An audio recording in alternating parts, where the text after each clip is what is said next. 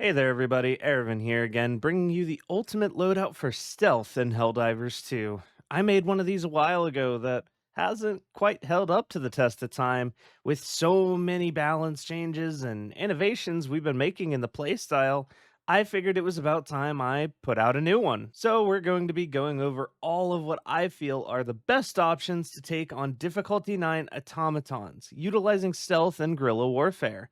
If you're new to the channel or just haven't seen them yet, I highly recommend checking out my series on stealth tips and mechanics, as it's going to be vital to understand what mechanics and tricks these builds are going to be based around. So give these a look either before or after this one. This won't be focusing on Terminids at all, and there is a good reason for that. The fundamental differences in how Terminids bases are laid out, with swarms of enemies with variable HP and nests that are burrowed into the ground, make it much more difficult to utilize stealth against them. But the Terminids are also significantly easier to take on in a straight up fight, and can still be misdirected with baited bug breaches. So, for these reasons, you'll often be better off just taking the fight over playing with subtlety and stealth in mind. Basically, just kill them. All right, now that we've got a good baseline about what we're going to be talking about today, let's talk about what makes a good stealth oriented primary. We want a weapon with a quiet firing sound profile so that we can take out guards without getting bot dropped. Our weapon should be able to one shot kill light bots and ideally even devastators. Besides that, we are also going to want a weapon that's as combat effective as possible and has as wide a range of targets it works against as possible. So, our first and my personal favorite choice is going to be the CB9 Exploding Crossbow, which, believe it or not, was actually buffed this patch despite the public opinion. The crossbow now sports significantly higher velocity, meaning it's going to maintain much more of its damage over longer distances, avoiding that damage fall off that it had before. It's now not difficult to land one shot headshots on Devastators from 40 to 60 meters out by aiming the red dot right above their heads. It also sports a virtually mute firing sound profile, while its endpoint causes an audible explosion. This can actually be used to sound lure enemies, which gives us two great utilities we could use to our advantage very often. We're also getting heavy stagger out of the deal as well, which will keep Devastators at bay when we miss those headshots. The drawbacks of the crossbow are in its arc weapon nature, as you'll still have to adjust for some fall off. Low magazine capacity can also run you dry in lengthier engagements, and it cannot take out gunships due to low structural damage. It'll kill them eventually, but just don't bother. Another solid option is going to be the Diligence Counter Sniper, whose recent buff now allows it to take out Devastators in just one headshot, 6 backpack shots, or 5 leg shots, making it a very combat effective option. Although it is a bit on the loud side, with a 35-meter large firing sound profile, and deals very little structure damage, meaning no gunship clear. Being ballistic damage only is also going to mean that this weapon requires making lower plate or joint shots on striders to take them out from the front, where an explosive weapon can aim center mass just fine. If you choose the Diligence, you'll have to engage at further ranges when clearing a path in order to not cause an alert or bot drops. Thankfully, this won't be too much of a problem, as the Diligence Counter Sniper comes equipped with a 4 times variable zoom scope, meaning those longer range engagements are going to feel very comfortable. The Plasma Scorcher is another all around great option, just as it always was. This weapon was featured as the golden standard bot killer in my previous video. Since then, though, with so many buffs to other weapons and new ones coming out, it is now a solid option, but far from the only one. With the Scorcher, you're going to be lacking the stopping power required to take out Devastators in just one shot, meaning any base with Devastators on guard is going to require a change of tactics the others may not have needed. The sound profile is nearly mute at only 10 meters, so staying quiet with it is no problem at all. The Scorcher does also sport the best range of targets that it's effective against, which is very nice. It is effective against striders through the front plate, as well as gunships due to having some decent structural damage. The Scorcher is definitely the all-rounder choice, and it'll certainly never let you down should you pick it. One more option worth mentioning here, and it's the Eruptor, strangely, as a good option for stealth loadouts. I know, let me explain though. While it is extremely loud, sporting a sound profile of 70 or more meters, the weapon is capable of clearing fabricators from up to 120 meters away, as well as taking out Devastators in just one headshot. Or even groups of light bots with its AoE. As far as combat effectiveness, the Eruptor is top of its class, but what do we do about that sound profile issue? Well, should you choose to run the Eruptor, this is going to bring us into our first sidearm, the Peacemaker. The Peacemaker sports an almost mute sound profile similar to the Scorcher of 10 meters. Its damage buff also makes it consistent at scoring headshot kills against light bots on guard from up to 50 meters away or so through the fall off, meaning we can supplement a louder primary such as the Eruptor or Jar 5 or even the Counter Sniper with a pistol that can get the job done quietly when we need it. 45, huh?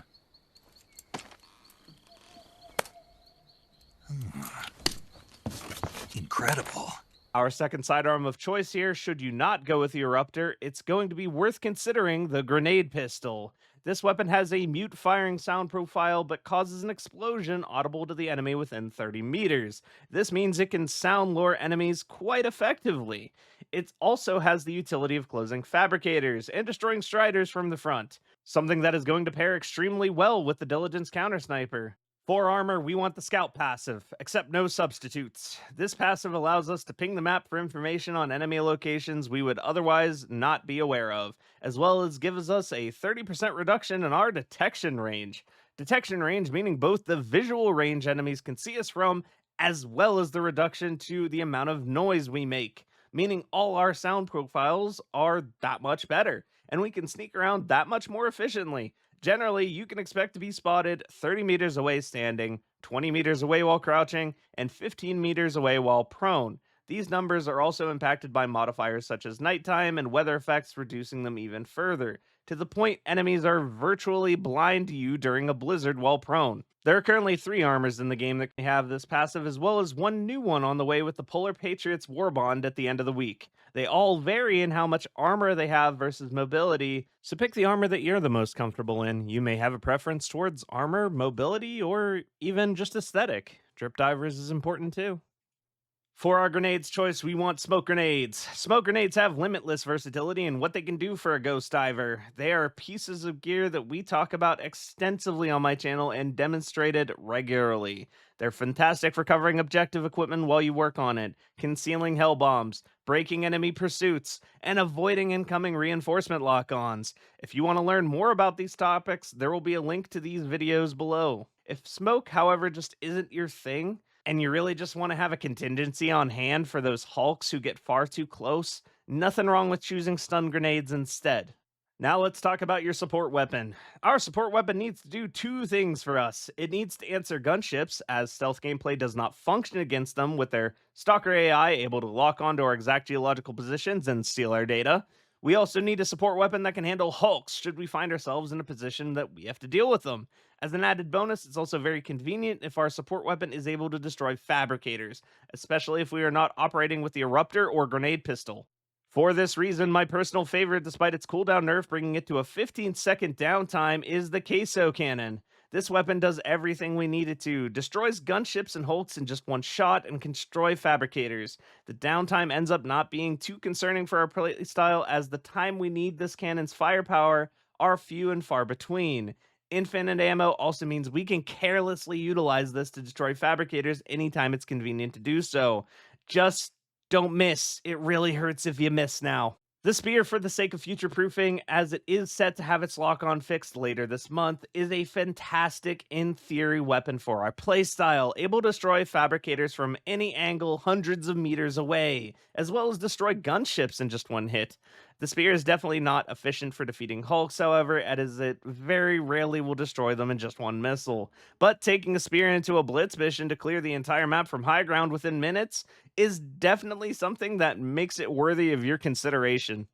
The autocannon is a beloved support weapon of the community that has survived every nerf wave thus far, serving as an example of what a balanced weapon truly looks like. It defeats hulks and gunships in just a few shots, and devastators as a bonus. It even destroys fabricators, all for the low price of a backpack slot. The only time you would want to bring our next option, the AMR, is if you wanted to use a jetpack and the queso cannon was not your cup of liberty. The AMR has relatively the same level of effectiveness as the autocannon and is also quite loud. While it does have a worse gunship breakpoint and cannot destroy fabricators, the AMR can really shine when paired with a jetpack. The jetpack gives us unmatched mobility and the ability to enter enemy locations we otherwise could not from odd angles. If you want to see what this combo is truly capable of, I advise checking out a fellow creator and ghost diver by the name of Sarge's content. He regularly makes use of the AMR and jetpack in his solo deathless full clear hell dives. I'll leave a link to one of his videos demonstrating this combo down below. For the rest of our stratagems, we're going to want as much firepower as possible, as our game flow is going to operate around quickly destroying enemy outposts to bait enemy reinforcements to the location, then quickly pivoting into other objectives where we're forced to get hands-on during that cooldown. To make this as efficient as possible, there's no better option than the orbital laser. This stratagem is capable of destroying large bases in their entirety for some tile sets very reliably. To make sure you get the maximum effect out of your lasers, of which you only get 3, keep in mind, make sure to throw them in the most fabricator-dense portion of the outpost, and eliminate any cannon turrets beforehand, as it does get distracted with those. Also make sure to never throw a laser while a bot drop is on the way, as it will often get distracted and waste its precious time on those dropships. Lastly, we need our single target clear for when our laser or orbitals either aren't enough or we just need to eliminate a medium or small outpost. To this end, we're going to be taking the 500 kg bomb or the orbital precision strike. Or both if you're allowed 4 stratagems or choose to not take a jetpack. Reason being, both of these stratagems are capable of destroying both the illegal research station and detector towers. Sometimes we don't want to spend the extra time to hellbomb these, and we certainly don't want to waste our barrages or lasers here. They are both very versatile, able to eliminate high priority threats, patrols, and lone fabricators as needed. There is currently no large base tile set in the game that is able to sustain a laser or barrage alongside a 500 kg and orbital precision strike all coming down at the same time. Enough said there. Well, now that we've got the right gear for the job, there is something else we need though, isn't there? The right team for the job. If you don't want to go it alone and want to be spared the potential horrors of trying to utilize stealth and subtlety in quick play, I've got the answer for you, as it may be time for you to make the second most important decision of your life by joining the Ghost Divers, my community Discord, in which hundreds of other stealth enthusiasts regularly find matches with like-minded individuals. Our Ministry of Truth approved surveys that we sent out have reported a 233% increase in both our Helldivers efficiency and matchmaking satisfaction since joining. So, if you're a man, woman, or child over the age of 7, what are you waiting for? Enlist today. Hopefully this video has helped bring together your ideal loadout for stealth gameplay, as well as a place that you can find a more enjoyable matchmaking experience on top. Thank you for watching till the end, and have a wonderful day. I'll see you next time. And now, another helpful tip from General Brash. Eruptor has gone above and beyond to outline the gear most effective for our ghost divers in the field. For his efforts, I am ordering all active Helldivers to like, comment, and subscribe to his channel. Failure to do so will result in a new invasion by the corporate greed faction. Brash tactics! Use them or die trying!